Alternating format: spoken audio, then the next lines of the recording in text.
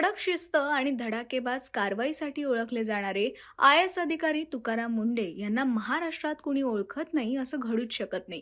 पण या शिस्तप्रिय अधिकाऱ्याचा एक वेगळा अंदाजही महाराष्ट्राला पाहायला मिळाला. प्रामाणिकपणा आणि तडजोड न करणारी कार्यशैली या आपल्या वेगळेपणानं तुकाराम मुंडेंनी महाराष्ट्राच्या मनामनावर आपल्या कर्तृत्वाची छाप उमटवली आहे. पुण्यात पार पडलेल्या अनस्टॉपेबल तुकाराम या विशेष मुलाखतीतून मुंडेंचा एक मिश्किल अंदाज दिसून आला. आणि या सगळ्यांच्या मनात खूपदा असा प्रश्न येतो की मी का तुकाराम मुंडेंना फॉलो करायचं? 25 बदल्यांसाठी, टॉर्चरसाठी, त्रासासाठी? मग का लोकांनी फॉलो करायचं? तुमचं काय म्हणणं आहे एवढा त्रास असताना? थँक्यू. मला कोणी फॉलो करावं असं मला वाटत नाही. मला असं वाटतं की प्रत्येकाने स्वतःच्या कॉन्शियसला फॉलो करावं. कारण प्रत्येक व्यक्तीमध्ये एक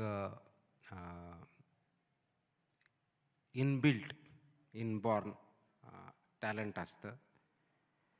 ते फक्त ओळखायला यायला पाहिजे आणि ओळखून घेतल्यानंतर त्याच्यावरती काम करावं लागेल. माणूस ज्यावेळेस जन्माला येतो त्यावेळेस वस्तुतः तो चांगला किंवा वाईट नसतो, तो मुळात चांगलाच असतो. जी जडणघडण होते ती जडणघडण समाजाच्या माध्यमातून, आईवडिलांच्या माध्यमातून, शिक्षणाच्या माध्यमातून जे काही इंटरॅक्शन होतं त्याच्यातून होते. आणि मग जे काही चांगले वाईट परिणाम होतात तो जी आजूबाजूला चाललेलं वातावरण आहे त्याच्यातल्या कोणत्या गोष्टी अंगीकृत करतो आणि त्याच्यावरती तो कार्य करतो.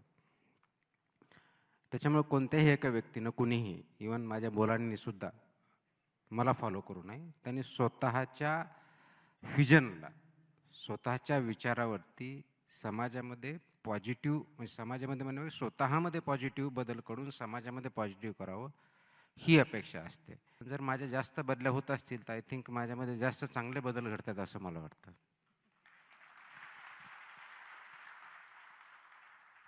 बदल फक्त नोकऱ्यांपुरता असू द्या. म्हणजे तरुणांना सांगतोय. पण आता मी बीडचा आहे त्यामुळे पहिल्यांदा बीडबद्दल मला असं वाटतं विचारलं पाहिजे.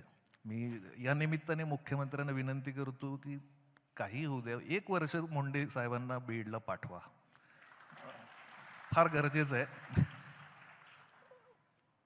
तुम्ही बीडमध्ये शिकलात, बीडमधून बीडच्या एका छोट्या गावात शिकलात. तुम्हाला बीडची सगळ्यात आवडणारी गोष्ट कुठली आणि न आवडणारी गोष्ट कुठली? वास्तविक पाहता मी बीडमध्ये कधी शिकलो नाही. मी ताडसोन्नामध्ये शिकलो आणि ताडसोन्यावरून तत्कालीन औरंगाबादला मी गेलो. म्हणजे बीडचा माझा वास्तव्य अजूनही, म्हणजे तेव्हा गावातून बस स्टँड आणि बस स्टँडहून तत्कालीन औरंगाबाद यामध्ये होतं. आत्ता गेल्यानंतर बीडला गेल्यानंतर गेस्ट हाऊस आणि गेस्ट हाऊसहून ताडसोन्ना, जनरली असं होतं. बीडची सर्वात मोठी आवडणारी जी गोष्ट आहे ती मला वाटतं की तिथल्या नागरिकांमध्ये, बीडकरांमध्ये अफाट कष्ट करण्याची जी तयारी आहे ती सर्वात चांगली गोष्ट वाटते मला. आणि वाईट गोष्टी त्याच्या कमी आहेत, पण तिथं असं म्हटलं जातं की संधी जी आहेत त्या कमी आहेत. कारण तिथे इंडस्ट्रियलायझेशन नाही, इरिगेशन तेवढं नाही आहे.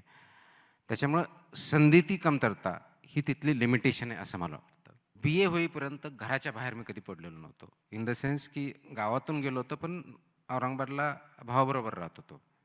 त्याच्यामुळं कुटुंबाव्यतिरिक्त, म्हणजे कुटुंबातला कोणतरी एक व्यक्ती आहे याच्या व्यतिरिक्त मी इंडिपेंडेंटली कुठंच राहिलो नव्हतो.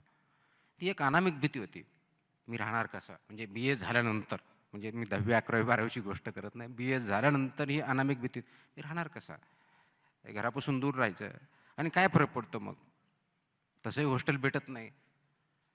तसा वापस गेलो होतो.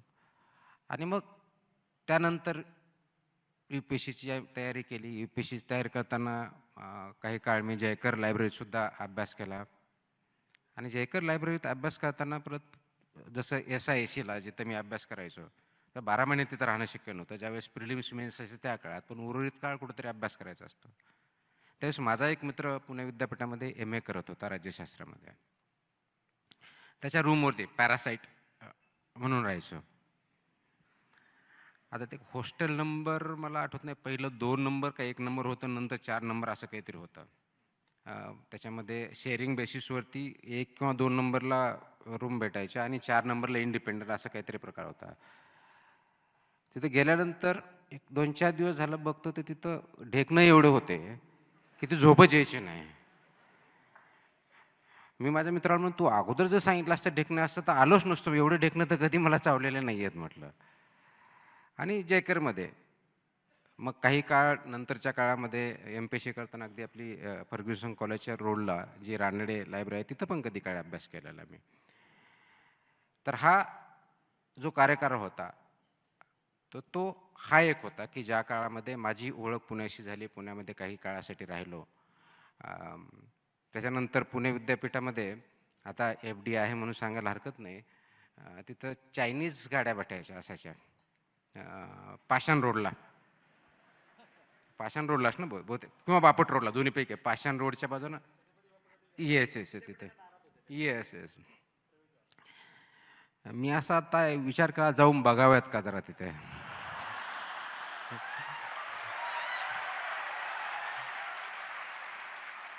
आणि कदाचित आश्चर्य वाटेल, माझं पहिलं चायनीज फूड मी तिथं खाल्लेलं आहे. म्हणजे चायनीज काय होतं तोपर्यंत काय माहीत नव्हतं. चायनाच्या बाबतीत मी इंडिया चायना वॉर, इंटरनॅशनल रिलेशन्सशी अभ्यास केला होता. चायनीज फूड त्याच्यामध्ये कधी अभ्यास नव्हता केलेला. पण आत्ता खूप डिमांड आहे चायनीज. म्हणजे गेल्या काही 2 महिन्यात ज्या काही कारवाया झाल्या त्याच्यानंतर चायनाकडे थोडं लक्ष द्या म्हणत आहेत. तर ते थोडं चायनीज फूडकडे आता पुढं लक्ष द्यायचं आहे. वा. सर, आता तुम्ही इतक्या रेड करताय, म्हणजे वेगवेगळे छापे पडतायत, हॉटेलवर पडतायत, कॅन्टीनवर पडतायत. हायकोर्टच्या कॅन्टीनवर पण छापा पडला. त्या हायकोर्टचा जो कॅन्टीन चालक आहे तो कधी असं म्हणाला नाही का, एखादा कॉकरोच निघाला तर काय होतं त्याच्यात? त्या अन्नाच्या डिशमध्ये एखादा कॉकरोच असेल तर काय होणार? काय चालेल, एखादा कॉकरोच तर चालतोच ना. आय थिंक कॉकरोच काय असतं आपल्याला पाठीमागच्या काही दिवसामध्ये कळलेलं आहे. त्यांना कळलंय.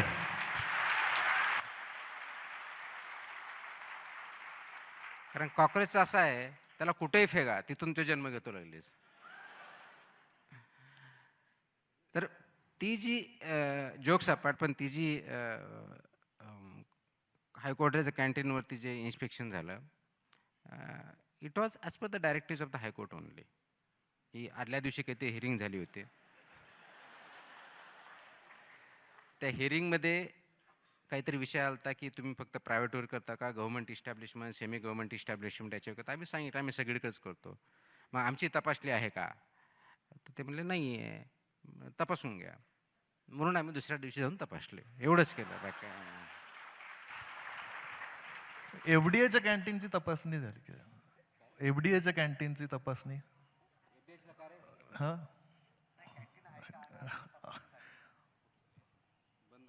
मूळ विषयावर बंद पडला. नाही, माझ्या कार्यालयात पण आहे, तिची पण तपासणी झालेली आहे. वा. अगोदर माझी स्वतःचीच केली आहे. नाही, तुम्ही एक सुरुवात तर एक तर त्यांना असं विचारलं की तुम्ही काय काय बदल, आम्ही काहीच विकत नाही, फक्त चहाच देतो फक्त म्हणून. मग त्याच्यामध्ये मला जरा साखरेचं प्रमाण कमी ठेवा, नाही ते HFSS प्रॉडक्ट व्हायचा तो, पण त्याच्यामुळे प्रॉब्लेम यायचे. सर, घरात वहिनींना कधी नोटीस दिली का हो, आजची भाजी अशी? घरात नोटीस आपली देण्याची एवढी अजून ताकद नाही, आपल्याला भेटत असत.